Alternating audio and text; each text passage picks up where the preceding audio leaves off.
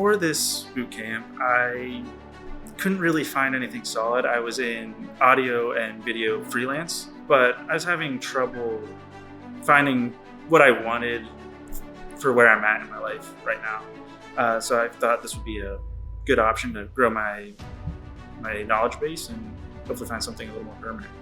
It feels like we're building a bit of a base, learning Python, learning JavaScript.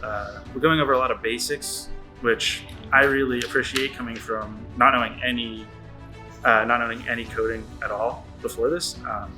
So I think it feels like it's building a solid foundation for me to continue to grow.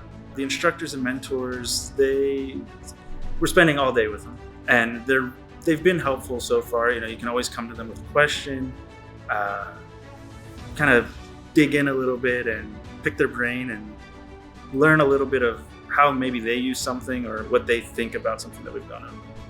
It definitely reinforces my thought that everything has some form of tech nowadays. So even if it is coding or if it's something kind of coding adjacent, it really is helping me to say, I feel a little bit more confident in this decision to hopefully lead into something more permanent someday.